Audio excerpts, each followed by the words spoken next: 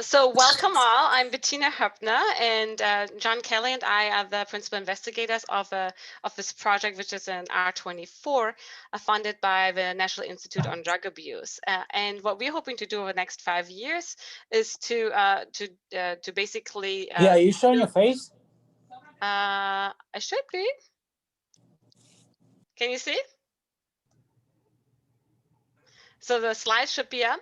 Our goal is to look at the role of recovery community centers in initiating and sustaining. Oh, actually, sorry, it's your topic today. Our role is really to talk about recovery community centers and to facilitate activities to build the research infrastructure. If you can go to the next slide. So we have two specific goals. We want to engage you all, and there's multiple RCC stakeholders in recovery community centers. And a lot of the times we're all siloed, we only talk to our closest colleagues, and there isn't a lot of chance to really talk across groups. So our goal is to get us all together, and by all, I mean anybody who contributes to or can benefit from the support that RCCs can provide. And we want to engage everybody in research advancing activities. So that's these seminars. It's also going to be pilot funding to start doing some data collection and data sharing, about advisory board meetings on how we're doing. And then I'll also be working directly with some folks on actually helping you collect data, ask questions, and doing research at your own recovery community centers. So that's one of our goals. The goal is to engage us all in activities and enhance a discussion and figure out where we need to go from here. And the second goal for us is to disseminate the tools that we are gathering. So as you know, we're recording the seminar and all of our seminars and then put them on the website so you guys can watch them later and share them with colleagues. Beyond that, we are also collecting papers that might be relevant or scales you can use as you're thinking about how to evaluate things and so forth. So we really just want to have a repository available for everybody. Next slide, please. And our steering committee is diverse. We are a group made up of scientists, clinicians, RCC leadership, and persons with lived experience from multiple organizations and institutions from across the US. Several of us are from a Recovery Research Institute, but we are from various places, and you probably recognize some of these faces and names up here. So that's who we are. In the steering committee, we get together to pick topics to decide where we're going next, and you can certainly reach out to any one of us for thoughts and comments that you have. Next slide, please. What we're doing today is we do want to have discussion, but we also want to give you guys useful information. So what's going to happen is that Tom will be presenting his presentation for 40 minutes, and then we will be having a discussion. And given that we took a little time in the intro there, probably 15 minutes of discussion. And we really do want to hear from you and hear your comments about what the topic was and your favorite thoughts upon what you just heard and listened to. And before I keep going here, Hazel, could you do our quick slide about who is here? Because I mentioned we want to have multiple stakeholders, so we just want to kind of, oh, here we go, perfect. It's the next slide already. If you guys could just take a moment and check all the boxes that apply to you. Several of you probably have multiple hats, and just kind of say which one of these roles fits for you, and then we're going to display the results back for everybody to see in terms of who's in the Zoom room today.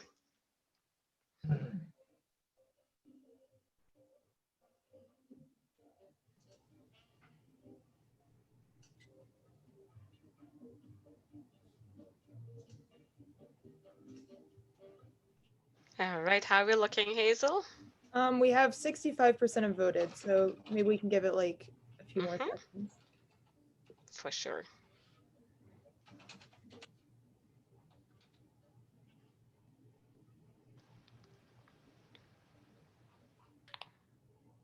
Can you hear me? Yes, we can. Okay, so this is the first time I've ever been on a webinar, so I'm a little quiet and a little shaky, but I'm a retired clinician. Good to have you. From New York. We're at 85% now. Should I end the poll? Yep, I think that would be good. And I'm going to share the results. Perfect. Can everybody see that? So you can see here that we do have multiple groups here. We have RCC participants and leaders, we have clinicians, we have scientists. One of our major focuses for our initiative is really also to focus on medications for opioid use disorder. And we're hoping to provide continuing medical education credits in the future for that, but that's an unfolding story. So you can see that we're a diverse group of people. And when you think about questions you have, think also not just about Tom, but the other people in the group if you want to ask one of these other groups a question directed at them, because we have shared expertise in our room right now, which is exciting. All right, Hazel, next slide. I think it's probably it for me, right? There's one more. So these are the resources to come. I mentioned those already in terms of slides and recordings and repositories of scales.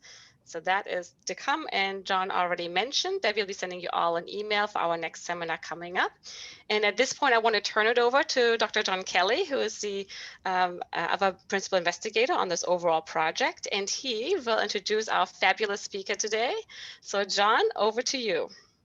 Thank you so much, Bettina. Great to see everybody. Hope you can hear me okay. Welcome. So glad you're here from all over the country. I'm delighted and honored to present today our fabulous guest speaker, Mr. Tom Hill. Many of you know Tom. Tom's been around in the field for many, many years, been very influential. It's been an inspiration personally to me, and I know to many people like me.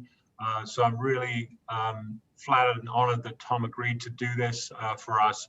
Tom also graciously agreed to serve on our advisory committee for the project here. So we're delighted about that, to have Tom's input. So just a little bit of background about Tom. He is the current Vice President of Practice Improvement at the National Council for Behavioral Health. He previously served as a presidential appointee in the position of Senior Advisor on Addiction and Recovery to SAMHSA, and was a former acting director of the U.S. Center for Substance Abuse Treatment. He's also served as a technical assistant director for numerous SAMHSA treatment and recovery support grant initiatives, and served as for 4 years as director of programs for Faces and Voices of Recovery.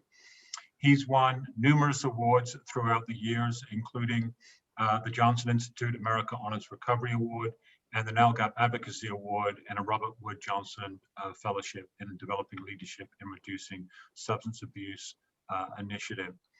And just delighted, Tom, thank you for doing this. I'm looking forward to your talk. Over to you. Thanks, John. Oh, wow. Boy, am I overwhelmed today. It is certainly recovery is in the house. I recognize lots of new and old faces, and I'm just so happy to be here and part of this initiative. A couple of things before I start. I just want to let you know that if you want to use these slides, I'm assuming it's okay with Recovery Research Institute, but I always offer whatever I create to people to use in your communities, with your stakeholders, anything that you can use in an educational way. I create it not only for myself, but for everybody. So please feel free to use it. And then secondly, you know, I see so many people and so many projects that I know, and this presentation brushes the treetops. So if I haven't included your project, email me and tell me, here's my email right there, and let me know what your center is doing right now so that I can include that in future and longer presentations. And I just want to, you know, make that offering to people in terms of there's so much going on across the country now in 2020 that, you know, it's like, I might not know all of it. So I would love to be more aware of what's going on everywhere. So let's move on to the presentation. Next slide. So I wanted to start off with, you know, a definition of a sense of community, because that's what's, you know, so important that we create and that we are creating in the recovery community is, I use this definition. Sense of community is a feeling that members have of belonging, a feeling of members have to one another and to the group, and a shared faith that members' needs will be met through their commitment to be together. And I think that that's just a really sweet definition of what it is that we are part of and what it is that we're continually creating. Let's move to the next slide. So when we talk about a sense of community, and then we talk about places where that happens. And I think this idea of a place is so important. And it comes out of a rich, rich history and legacy of, there's a whole history of settlement houses in our country that were really, at the turn of the last century, were formed to indoctrinate and help immigrants in urban areas sort of acclimate to the new surroundings. Fraternal orders, neighborhood social clubs, affinity groups that are like ethnically oriented. We have a picture of the Italian American Community Center in Syracuse, New York there. Boys and girls clubs, lots and lots of different kinds of centers where people go to do things together and to be together. So a rich history of that. And then we'll move to the next slide. Then we're going to talk about 3 different types of centers, just as a little foundation before we talk about recovery community centers. We'll talk about senior centers, we'll talk about LGBTQ plus community centers, and we'll talk about mental health clubhouses. And then we'll move into the second phase, which will be more about recovery community centers. So let's go to the next slide. So, I always say that every community, every neighborhood has a senior center, right? It's something that we all take for granted. We all applaud. We know that the reason they're there. We know the purpose. We value them. We fund them, and it's designed for a particular group, age appropriate, and it serves a set of functions. But above all, the people are connected to people like themselves, and people have an affinity with the people that they go to be with at those centers. So the first center opened in 1943 in New York City. By 1961, there were 218 centers nationwide. And then the big turning point, legislation, advocacy, policy, right? 1965, the Older Americans Act that actually put aside funding for senior centers that went from national to state to local levels. And then by 2020, there are 11,000 centers nationwide. So let's go to the next slide. And then, so not only are there senior centers, but there's a national organization that oversees all of those. So the National Council for Aging, that's a national advocacy and resource organization, put together the National Institute on Senior Centers. And this supports over 3,000 senior centers, promotes research, promising practices, professional development, advocacy, and offers an accreditation program. Let's move on to the next slide. Some of the services and programs that happen are, again, they're age appropriate, but that programming is really important to look at in terms of what kinds of resources, skill building education is offered, and in what ways is it offered. And I just want to point out that this volunteer and civic engagement, because that goes to the heart of our community in terms of giving people those opportunities to to give back, to do service, and to be useful and purposeful. That's a really important thing for people that are retired or in an aging environment, that they have that feeling. But it's an important feeling for many people in the recovery community also. Let's go to the next slide. So the impact on participants is pretty remarkable. There's measurable improvements in all levels of health, physical, social, emotional, spiritual. There's a sense of empowerment that happens with folks. The chronic diseases get delayed or are diffused, certainly managed in an environment like that. And then the social networking that happens within and outside the center. Again, that sense of belonging, that sense of being part of something larger, that sense of affinity with people who have been through a similar experience, maybe historical that you have, that you can share those experiences with. You're not alone, you're not isolated. On. So just wanted to do, I talked about the advocacy and the Older Americans Act that happened in 1965.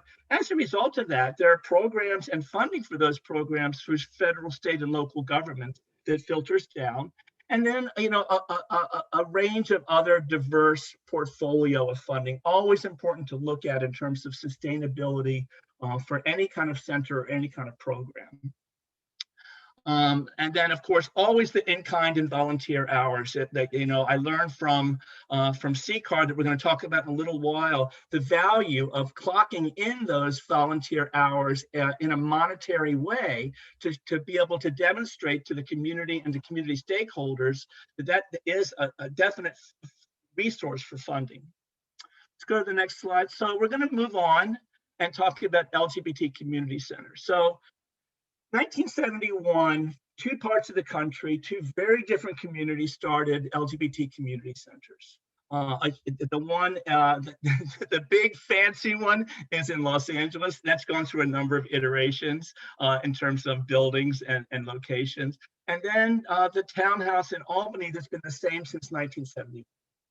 And you know, if you think about what happened in the LGBT community, 1969, Stonewall Rebellion was a big turning point. And in the 70s, a lot of infrastructure building started happening, including including LGBT community centers. This idea that that people deserve to live open, fulfilling, and honest lives, free of discrimination and bigotry. Does that sound familiar to you all? And access to culturally appropriate services as equal partners in the cultural and civic life of the community. You could cut and paste some of that language and put it right onto recovery community centers. So let's go on to the next slide. So this was part of a movement. It was a part of the LGBT advocacy movement. And you think of our movement also in terms of a recovery advocacy. So it flourished in the 70s. And then so a lot of infrastructure was happening in terms of organizations and social services.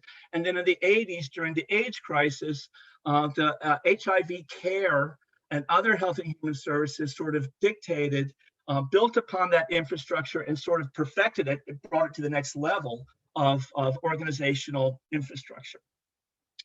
By 1990s, the movement has spread away from the cities and more to smaller counties and towns and municipalities.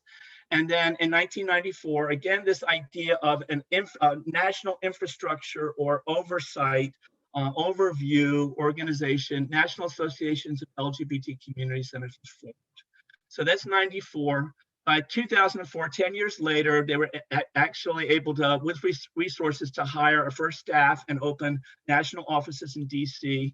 In 2008, the NALGBTCC, a little bit wordy and lettery, became Centerlink. So they simplified the name. And then in 2019, by that time, there's 256 members across the US and international and 9 staff for Centerlink. So, you know, it's a pretty consistent building. Part of the focus of Centerlink is to develop leadership for EDs and boards of centers, to expand capacity, build grassroots advocacy, build capacity of centers to respond to public health needs of the community, a network of youth centers and youth-oriented programs and technical assistance about how to do that. And then technical assistance to existing or newly forming centers. So, you know, a national organization is sort of seeing the development and sustainability and evolution of these centers. Let's go to the next slide. So, you know, again, the services and programs sort of vary, but these are sort of the core ones that happen in terms of, again, community outreach and civic engagement, social and recreation, but a whole other kinds of resources of legal services, physical and mental health, a lot of social services, of course, always computer centers and arts and cultural programs. So again, sounds very similar to a lot of things that we have built in recovery community centers. Let's go to the next one. So again, state and federal grants for funding diversity, individual donors, fundraising events, foundations, other. Very similar, but this idea of not one single source of funding, but a cobbled together diverse portfolio for funding, always really important for any organization, but certainly for centers, especially where brick and mortar and a building is involved. Let's go to the next slide. So Centerlink puts out an annual report, and I just thought these recommendations were really timely and maybe pertinent to us. Build financial capacity and stability of centers to keep these efforts going and keep these doors open. Continue to invest in racial equity and anti-racism work, certainly timely in our world today, and something that many of us are thinking about, how we need to re-look at what we've built and how we need to make them more culturally appropriate and more cognizant of some of the racial inequities that have happened in our society and that we may have replicated. Continue to invest in board and staff development to keep these centers going, and then to mobilize and expand the capacities of centers to engage in advocacy and public education. So, that's one of the prongs here, is that, and I'll talk about this in a little while, is that the idea of a center as a community organizing engine. So we'll talk about that when we get to that slide, but remember, the other folks are thinking about centers as a way to do this. Let's go to the next slide. So the third and last one we're going to look at is mental health clubhouses, because they're very close to us in terms of scope and temperament, right? So I wanted to talk about Fountain House, which started in 1948 in New York City, and that's sort of the first mental health clubhouse. There may be some before, but this is the one that's regarded as the turning point. And it came out of the experience of a group of people that were institutionalized in Rockland State Hospital. And then when they had created this sort of inner group of support with one another. And when they got discharged, and most of them were New York City based, they started meeting on the steps of the New York Public Library, just as a way of connecting with one another and keeping that energy and impetus going, that they had formed this group that was really, it was a peer group that was supportive of one another. And they formed this group called We Are Not Alone. And so they talked about this idea of social isolation as a determinant of not their health, but of their illness, and that they needed to find ways to break that social isolation. And so in 1948, they got support, they got resources, and they bought a building in New York City. So let's go to the next slide. So Fountain House is looked at as the model, and I don't want to keep on this too long, but it has been replicated to 300 locations in 30 countries. I think the difference is that it's not entirely peer run, but lots of peer run mental health clubhouses have branched off as a result of that. So I think it's an important thing to look at historically, but also to look at where the lived experience and run and owned and operated by the recovery community is important in many situations, maybe not always necessary, but something we certainly value and want to uplift in terms of not only where they're located in our community, but who's in charge. So let's go to the next slide. And then again, they have a national organization, an international organization that oversees the development and the replication and the accreditation of these. Okay, so I think we're time to move to part 2 and talk about recovery community centers. So let's go to the next slide. And do we want to do the polling now? You are in charge of the polling, Hazel. Okay. You tell me Are you ready? when... Are you ready yeah. to share it? So we're going to ask you to do 2 questions. Have you ever personally visited an RCC? And have you ever connected someone else with an RCC? I'll give you a few minutes to fill those out.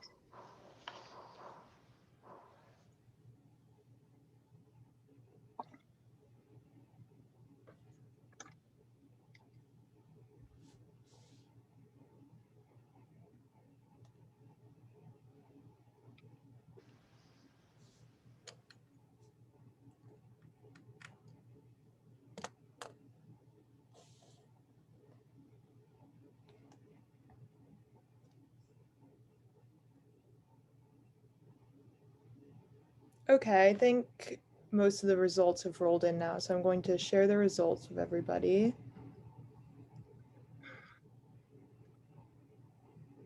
Well, that's great to know that many have, and it's also interesting to know that who hasn't, and maybe that's something that at the end of this presentation, you will want to go visit one hopefully nearby where you're stationed, and also if you are in direct practice of any kind, that you can sort of make those connections, or even a personal connection with somebody in a recovery community center. So let's go to the next slide. I know I'm moving fast, but I've got a lot to say. So I want to start with, this is not, again, not the beginning, but certainly something to look at as a turning point. So the Recovery Community Services Program was a SANSA-funded recovery initiative in 1998 designed for advocacy and public mobilization, and then moved to the focus shifted in 2001 with the second cohort of grantees. It shifted from advocacy to peer service. And through the course of that, grantees came up with things like recovery coaching and recovery community, and lots of other things.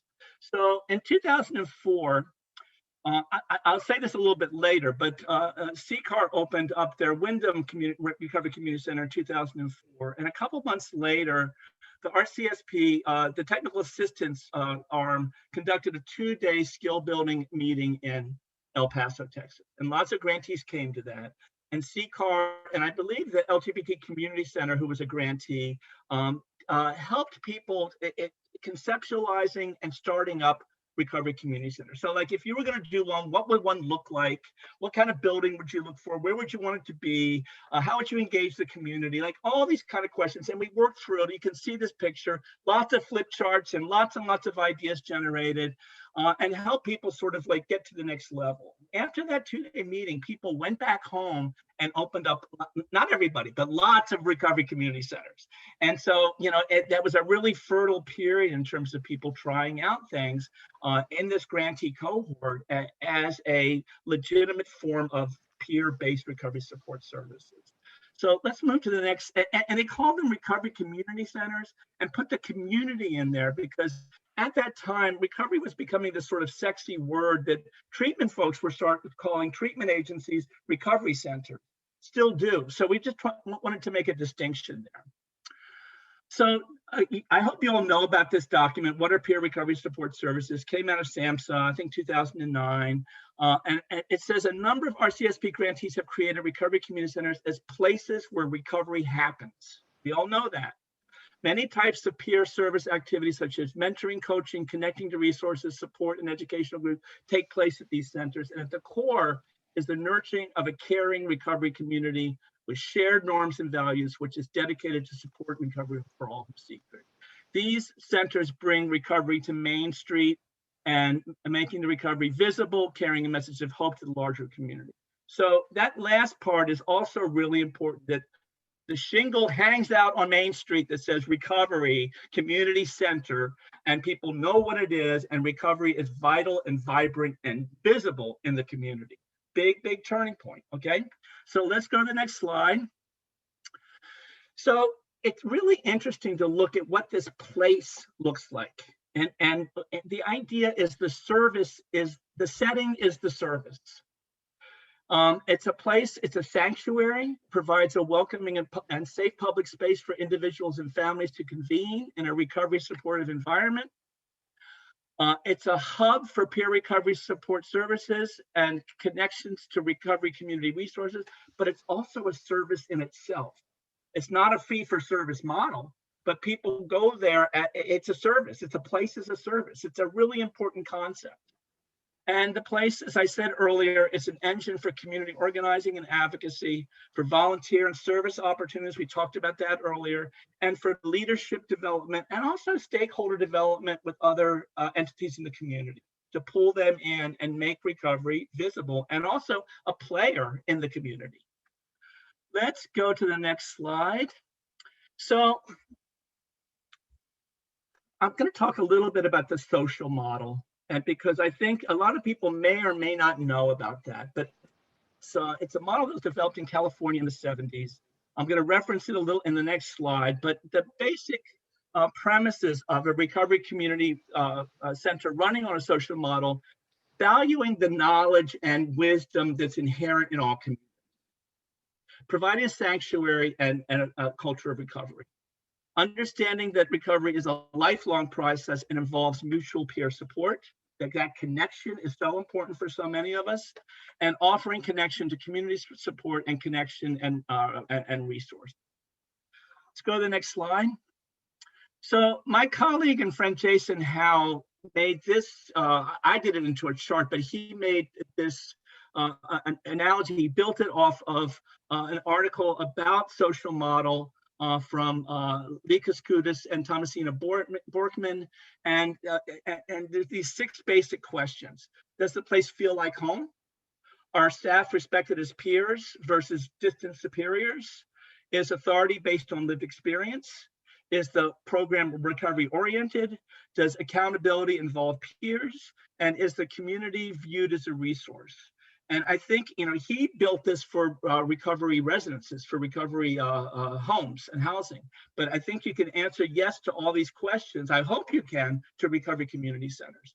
So this is a model to look at in terms of, and I hope more of you do some further research on this social model, because it's a good one to put forward in terms of how we go about doing things and why we go about doing it. So let's move on to the next. So I also just wanted to say, historically, the social model preceded a lot of things. It was embedded in housing in the 70s, but there were little upstarts of what they called neighborhood recovery centers in the 1980s. And these were really a precursor. I don't think they're that widespread, but they're an important moment in history. They were not drop-in centers, and they had 4 components: front desk, kitchen, meeting space, and living room space. And I've never seen recovery community centers sort of reduced to that sort of floor plan, but it makes a lot of sense in terms of, is someone greeted? Is there a coffee pot and refreshments? Is there places for recovery support? And is there a home-like atmosphere? So let's go to the next slide. So the other thing to look at is the AA Clubhouse. And so when recovery community centers were first starting, there was some confusion about what you know, because clubhouses existed all over the country. So the first one started in 1940. It was started by co-founder of AA, Bill Wilson, and other people in his group. And he wrote this article in the Grapevine in 1947 and said, "Clubs in AA, are they here with us to stay?" And went through a number. That's an interesting article. Went through a number of sort of issues that were bubbling up. And that article got transferred over to a specific set of AA guidelines that established clubhouses as separate and autonomous from the Alcoholics Organization, although carried forth many of the culture attributes. So go to the next slide. I apologize for the blurriness of the guidelines, but it's widely available on the internet, and it really, you know, sort of walks through that that the clubhouses are not AA, although they follow a lot of the traditions and a lot of the cultural aspects of AA. So it's a really important distinction that needs to be made in terms of the clubhouses are owned and governed by groups, not by AA. So let's go to the next slide. And this is something I drew up in 2004 as recovery community centers were evolving, or really just starting up, was to help people differentiate the difference between a clubhouse and the difference between a recovery community center. And there's similarities, but the specificity, devil's in the details, right? So I'm not going to go through this, but you all could have access to this in terms of hopefully having some clarity between these two things. That AA clubhouses are really important legacy, but it is not the same as a recovery community center, and those distinctions are really, really important. They can both exist, but they are not the same. Let's go to the next slide. So I'm going to go through a couple of examples, and Vermont's an important one because I had the first date here, 2001, but the more important date is 1999, when the first AA clubhouse got transformed to a recovery community center. And that happened in White River Junction, and the important thing about that is that there was movement in a direction to something more generic in a recovery culture and less AA's or 12-step specific. As a result of that and some other centers changing over, in 2006, the Vermont state legislature created the Vermont Recovery Network, and this oversees the centers throughout the state.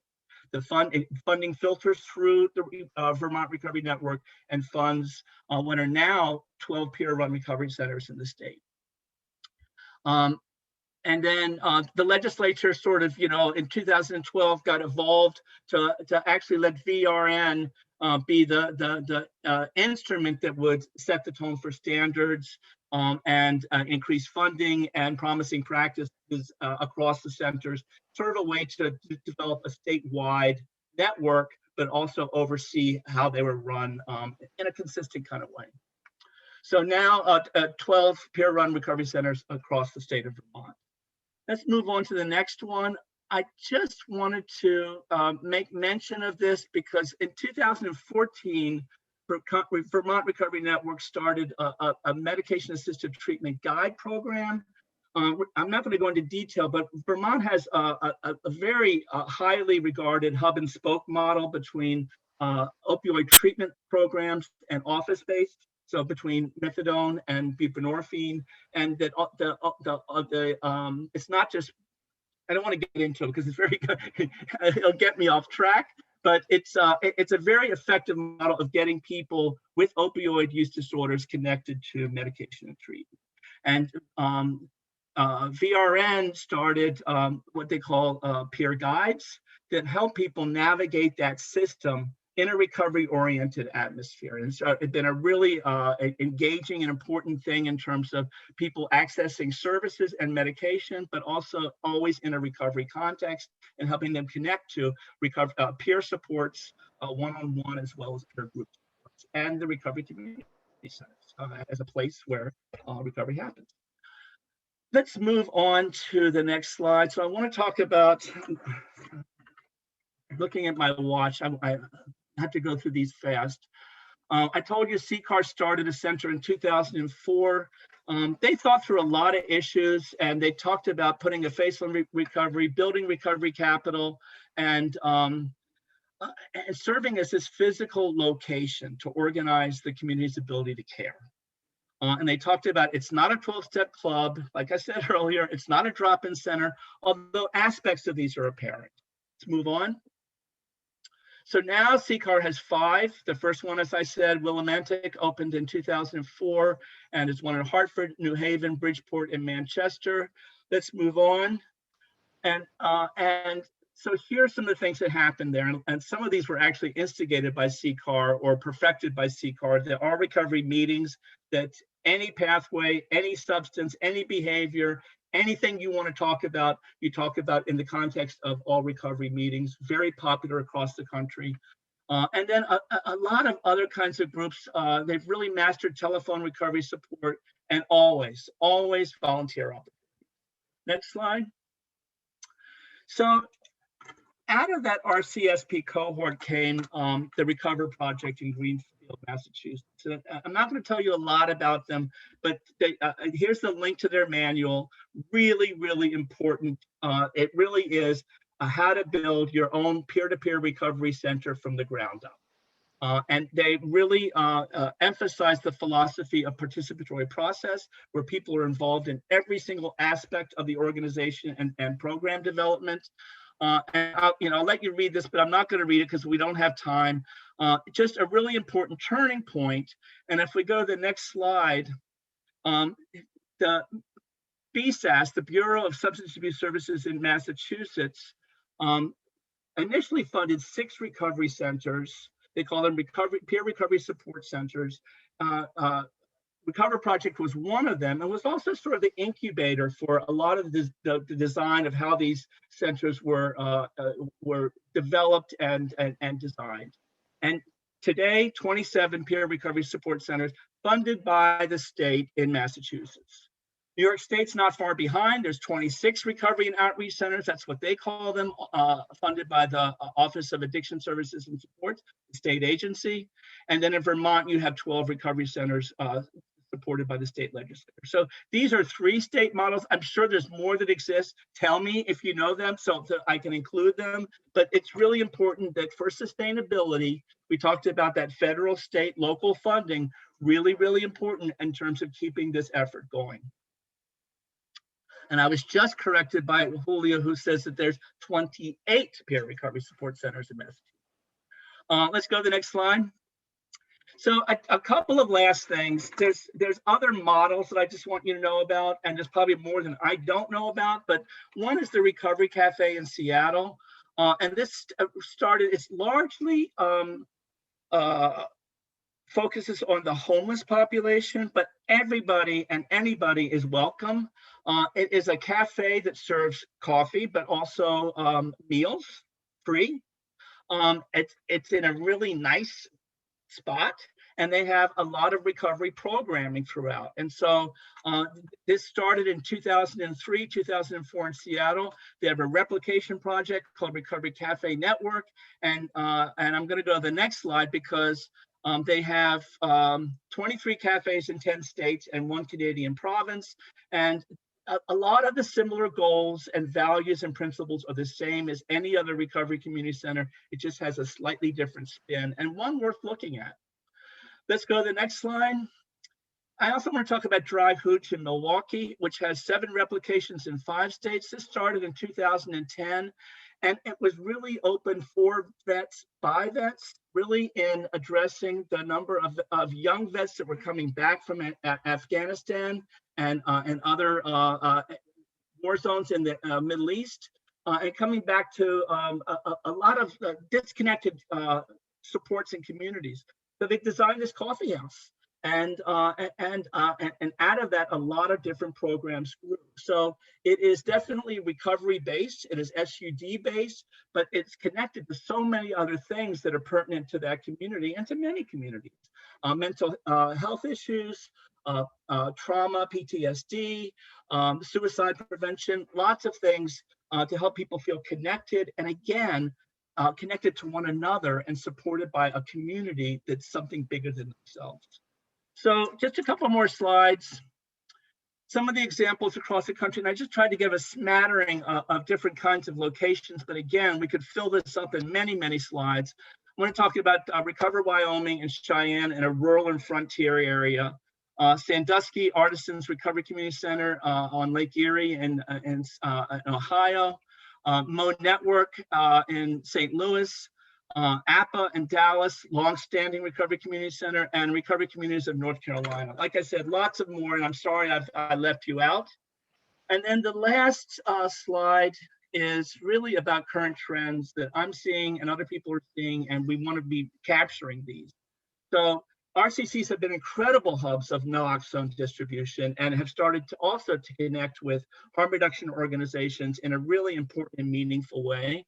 And out of that have come some programs that are hybrid recovery programs, a mixture of abstinence, harm reduction, and medication, all recovery, but different pathways and different ways of getting there.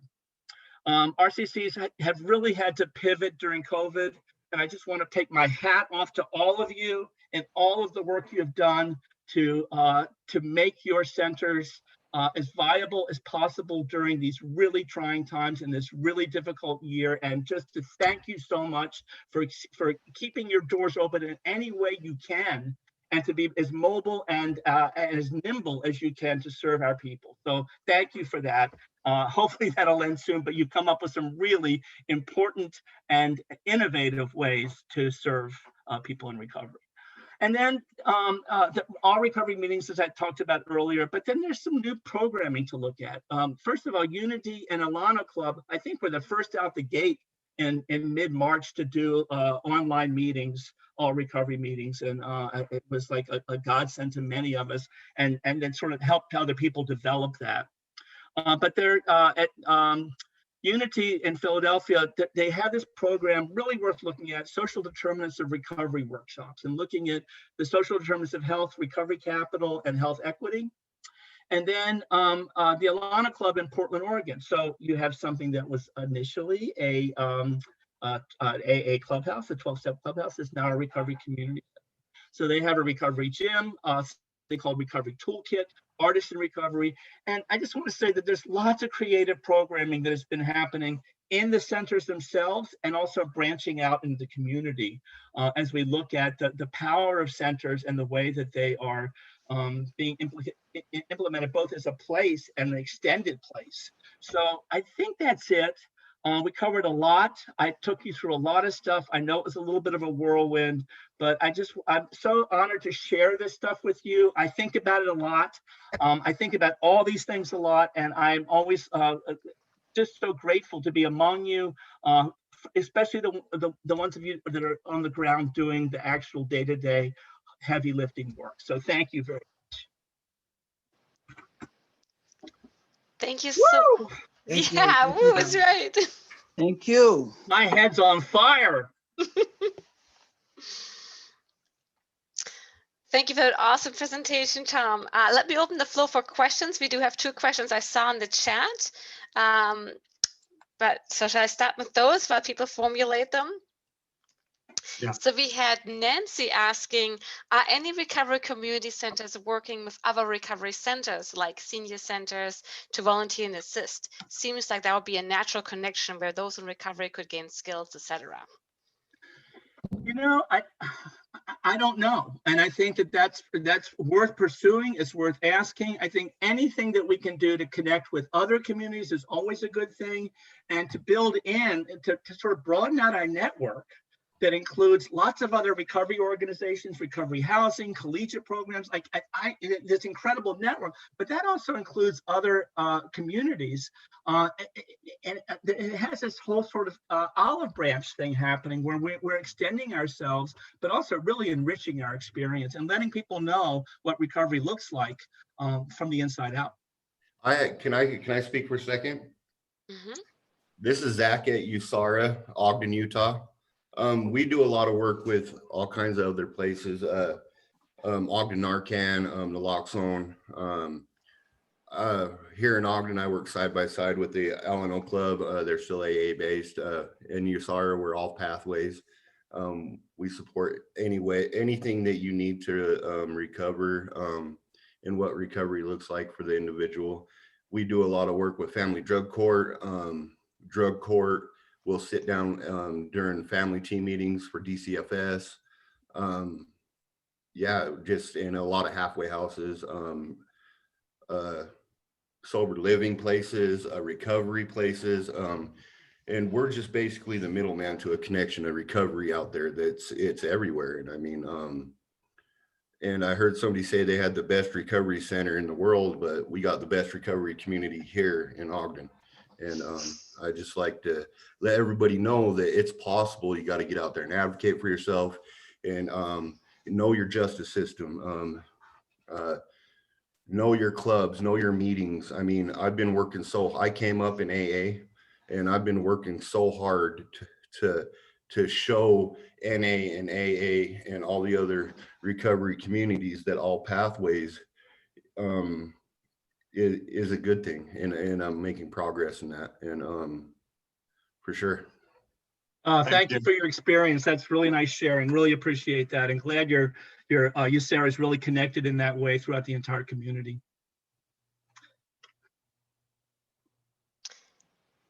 So there's a couple more questions trickling in.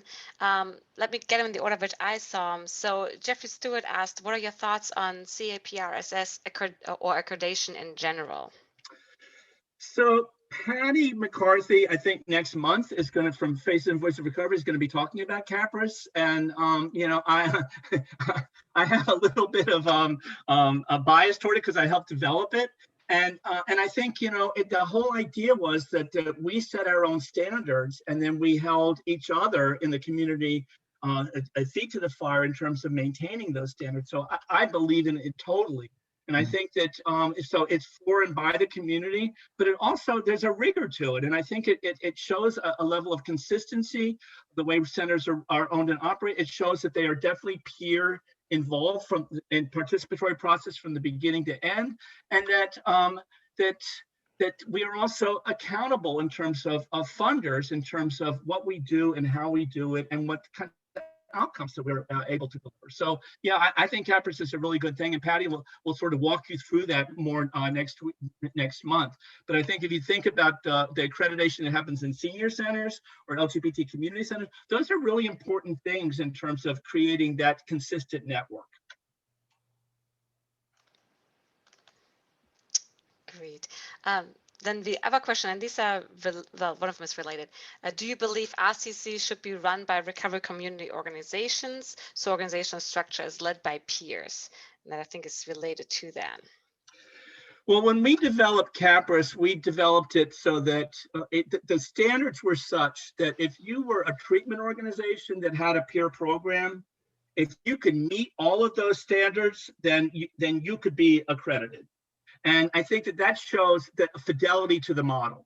So if an organization that's not a recovery community organization has gives a certain amount of autonomy to that project and lets it run itself within the larger organization and can meet those standards, that's fine. But I think ultimately it has to be a recovery culture. It has to come out of a recovery experience for them to work.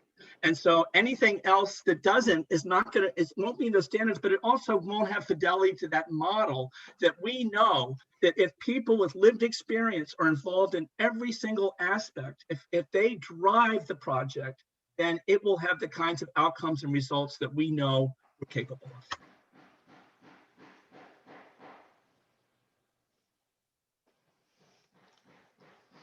Great. Then we have a bunch of science questions here about systematic reviews and what we currently know within science about it. And that's really one of the big reasons why we are here. There hasn't, in the scientific literature, there's not enough, not nearly enough, or barely anything on recovery community centers. And that's why we're here talking with you all, so we can start writing up the great diversity of models that exist and approaches that exist to really educate folks who are doing research in this area to what's already there and what we are building on. So we will, I see some questions see about some slides that I gave for presentations I gave, which I'm happy to put on the website as well.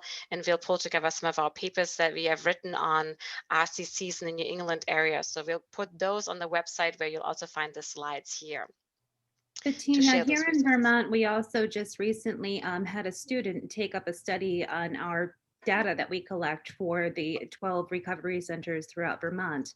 And she put forth a thesis on quality of life indicators and participation. So I would love the opportunity to speak with you after this meeting or at a later time. And Absolutely. I would be most remiss if I didn't point out that Mr. Robert Purvis is also on this webinar, and he was one of the founding members of the Vermont Recovery Network some time ago. I would love to. I would love to include your student in that conversation. That'd be great. Love that. And did I miss questions? Katie Hazel, what questions? Because I was also paying attention to actually our spoken word, not our written word only. Whatever questions did I miss meanwhile? I see one on engaging volunteers, specific ways. I think, you know, the thing about a volunteer workforce, first of all, most centers operate because of volunteers. Volunteers aren't just free labor. And I think, you know, like CCAR is sort of calculating the importance of the monetary value. That's really great. You can't have a volunteer workforce, but you almost need a volunteer coordinator on staff to do it right. To really, because volunteers need to be nurtured, they need the meaningful, important work. So some of them can be greeters, some of them can be wall painters, some of them can be peers who run programs. It's, you know, it runs the gamut of how you can connect volunteers into the running of your recovery center. But no matter how you do it, you're getting authentic lived experience at every level of the organization and giving people service opportunities, which is so important, whether you're inside a 12-step program or you want to broaden that out in terms of the larger recovery community. I have a question, Tom. Yeah. So I read an article some years ago that you had written about creating a peer workforce. And I remember how motivating that was as a person in long-term recovery, entering a professional workforce for one of the first times in my life. Are we still of that school of thought? Can you say what the school of thought is again? The In school of one sentence? thought is that what we're really doing is the idea is to build a workforce for people entering and living in long-term recovery. It's not an easy question to ask, because I think, volunteers working at a center, or we always wanted to have peers be volunteers if they wanted to, and then later the idea of getting paid for that became sort of an issue, and I think there's room for all levels here. I think that along with the workforce comes a career track, and I think that's it's important to have peers working on the ground in the community. I also think if it's done correctly, it's important to have peers working in different systems and service settings, because it's a way, if it's done intentionally, it's a way of building out a recovery-oriented system of care through the initial level of peers entering the workforce, because organizations and systems have to make lots of adjustments in order to do that right. And when I say do that right, it's accept peers and their lived experience in the way that's the most valuable and has equal value with every other profession that's in that workforce. And so I believe in that firmly. I think lived experience equals lived expertise, and that we always have to uphold that, as we are experts in our own recovery and experts in sharing that lived experience with other people in recovery and other people in the field. Thank you. That was an excellent answer. Well, sadly, we've come to the end of our time today. And I know I see people clicking off, but we just want to, people can hang on if they want, but we do want to kind of bring it to a close and thank Tom formally for a great presentation. Tom, thank you so much. And for, providing such a stimulus for great discussion and conversation and great questions. We have all your questions. Thank you for documenting your questions and comments in the chat. That means a lot. We have that in the archive. We'll keep that. That's going to be part of this initiative in terms of stimulating further research. So thank you for that. And thank you all for coming. I'll turn it back to Bettina. And don't forget, January the 15th at noon is our next one in the series. So hope to see you all there. And back to you, Bettina.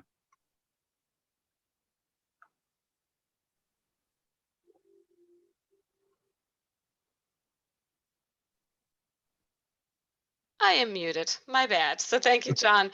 Tom, there's a couple more questions that I saw here. Do you have a few more minutes to answer them for those who can stay beyond our limit, or should we pick those up at another time?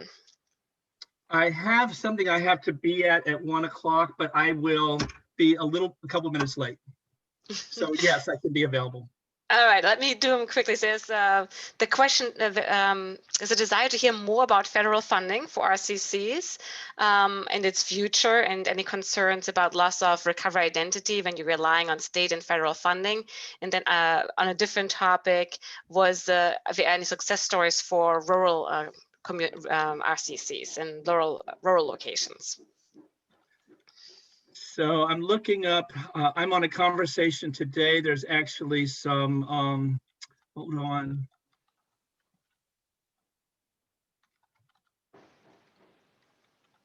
There's in the COVID relief bill that's sort of pending in Congress right now. There's a movement of recovery advocates there's some language in there about peer recovery services. It's very vague. So I'm in a meeting this afternoon to talk about how we can make that language a little bit more, or not a little bit, a lot more explicit about where that money's going to go. So there's more opportunities than there's ever been. But it's still piecemeal. So I think we've come a long way in terms of funding. CSAT and SAMHSA have actually gotten a little bit better about funding recovery initiatives. But I think, I don't have a great answer, but I have a hopeful answer in that, the more advocacy we do on a state and federal level, the more money that's going to be earmarked for recovery community centers and other, peer type of organizations. So it's not a great answer, but it's a hopeful. So keep your fingers crossed. Awesome, thank you. All right, other questions that I've missed or otherwise? I would want to go ahead and wish you all a very happy holiday season. I hope everybody gets some rest. We're almost at the end of 2020, which seems like a huge accomplishment this year. Excuse me, I have a question. I had inbox like if I could get a copy of the material, like when you're. Absolutely. We will send an email out. We also put in chat where the materials are. We will send an email out where you can get the slides, the video recording, and then if you email us back the chat as well, a text, basically text document with all the chat we had here. Happy to share. And I like just I leave said, the link in the chat if anyone wants to bookmark it. I'm sorry, what'd you say? In the chat, Hazel put the link where all materials will be posted. So if you want to just click on it now, you have it straight away. And it's going to take us a little bit of time to download the video and upload it, but that's where it will be. And that's the materials from the previous seminar. Okay, thank you. and Johnny, like I said, feel free to use any or all of it in your presentations as you see fit. Okay, thanks a lot for the feedback. Thank you, everybody. Yeah, Happy thank you holidays. all for being here and sharing your thoughts and your questions. And Tom, absolutely inspiring. Thank you so much for putting this all together for us.